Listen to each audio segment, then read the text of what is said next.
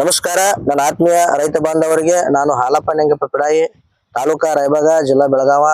ನಿರಂತರವಾಗಿ ಈ ಭಾಗದ ರೈತರಿಗೆ ನಾನು 15 ವರ್ಷಗಳ ಕಾಲ ಕೃಷಿ ಸಲಹೆ ಸೂಚನೆ ನೀಡುತ್ತಾ ಬಂದಿದ್ದೇನೆ. ಅದೇ ರೀತಿಯಾಗಿ ನಮ್ಮ ರೈತರಾಗಿರ್ತಕ್ಕಂಥ ನಿಮ್ಮ ಹೆಸರು ಏನ್ರಿ ಸೌಕರ? ಸಂಜು ದುಂಡಪ್ಪ ಮೋಚಿ. ತಾಲೂಕು ರೀ ರಾಯಬಾಗ, ಊರು ರಾಯಬಾಗ. ಜಿಲ್ಲಾ ರೀ ಬೆಳಗಾಂ. ನೀವು ಬ್ಯಾಸಿಗೆ ಟೈಮ್ದಾಗ ಲವಣಿ ಮಾಡತ್ತೀರಿ. ನಿಮ್ಮ ಆಜು ಬಾಜು ಮಂದಿ ಎಲ್ಲ ಇವ್ರಿಗೇನ ಕಬ್ಬ ಮಾಡೋದು ಲವಣಿ ತತ್ವದು ಏನ್ ಗೊತ್ತಿಲ್ಲ ಆಮೇಲೆ ಮತ್ ಈ ಟೈಮ್ದಾಗ ಯಾಕೆ ಇವ್ರು ಲವಣಿ ಮಾಡತಾರತ ಅಂದ್ರೂ ನೀವು ಒಂದ್ ಮುಂದಾಳ ತೋರಿಸಿ ಧೈರ್ಯ ಮಾಡಿ ಕಬ್ಬ ಲವಣಿ ಮಾಡ್ರಿ. ಕಬ್ಬಿನ ತರುತ್ತಂದ ಹಚ್ಚರಿ. ಇದ್ರ ಅನುಭವ ಏನಾಗೈತಿ ಹೇಳ್ರಲ್ಲ ಸ್ವಲ್ಪ. ಇದ್ರ ಅನುಭವ ಅಂದ್ರೆ ಬ್ಯಾಸಿಗೆ ಬಾಳ ಇತ್ರಿ, ಬಿಸಿಲು ಪ್ರಮಾಣ ಬಾಳ ಇತ್ತು.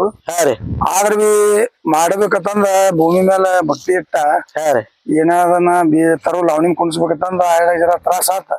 ಕರೆಂಟು ಕಾಯ್ದು ಸಿಂಗಲ್ ತೆಗದ್ರು ತಿರುಪಿ ಸಟ್ಟ ಇಟ್ರು, ನೀರ್ ಕುಣಿಸಿದ್ರು, ನೀರ್ ಹಾಯಿಸಿ ಅದನ್ನ ಅಗದಿ ಕರೆಕ್ಟ್ ತೊಂದಿವು. ಅದ್ರ ಒಳಗ ಒಂದೊಂದು ವೈಗುನ್ ಆಯ್ತು. ಅದ್ರ ಬಿ ಅದನ್ನ ನಾವು ಕವರ್ ಮಾಡಿದ್ವು. ಅಂತರ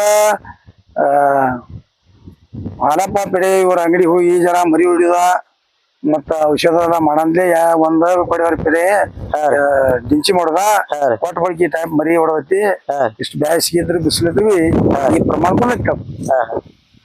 ಈಗ ರಾಯಬಾಗ ಹೇಮಾ ಕೃಷಿ ಸೇವಾ ಕೇಂದ್ರಕ್ಕೆ ಹೋಗಿ ನೀವು ಸಲಹೆ ತಗೋಣ. ನಿಮ್ಗೆ ಮರಿಗಳ ಸಂಖ್ಯೆ ನಿಮ್ಗೆ ಎಷ್ಟು ಬೇಕು ಆಗೋ ಆನಂದ ಆಗುವಷ್ಟು ಮರಿ ಹೊಡೈತಿ ಅಂತ ಹೊಡೈತಿ. ಇನ್ನೊಂದ್ ಜರ ಹೊಡಿಬೇಕಂತಂದ ಅದ ಇನ್ನೊಂದ್ ಜರ ಮತ್ ಕರ್ಕೊಂಡ್ ಬಂದ. ಈಗ ನೀವು ಆ ಕೃಷಿ ಸಲಹೆಗಾರನ ಕರ್ಕೊಂಡ್ ಬಂದ ಕ್ಷೇತ್ರ ವೀಕ್ಷಣೆ ಮಾಡಾಕ ಕರ್ಕೊಂಡ್ ಬಂದ ಇನ್ನೊಂದ್ ಜರ ಮರಿಗಳ ಸಂಖ್ಯೆ ಜಾಸ್ತಿ ಬರ್ಲಿ ಅನ್ನೋದು ನಿಮ್ಗೆ ಆಸೆ.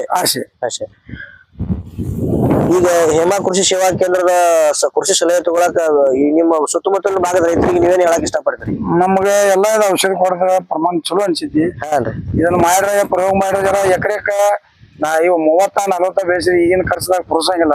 60-70 ಕಬ್ಬು ಬೆಳಿಬೇಕು.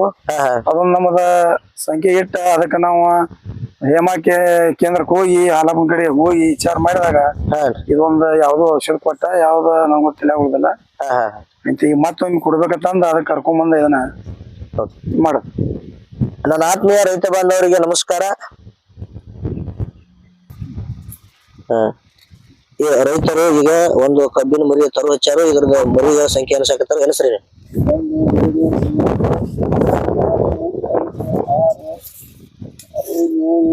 8, 9, 10, 11, 12, 13 ಕಬ್ಬ ಹಚ್ಚಿ 2 ಸಾತ್ರಿಗಿನ್ನ 2 ಕಡಿಮೆ 2 ತಿಂಗಳ 10 ದಿವಸ 2 ತಿಂಗಳ 10 ದಿವಸ ಆಗೈತಿ.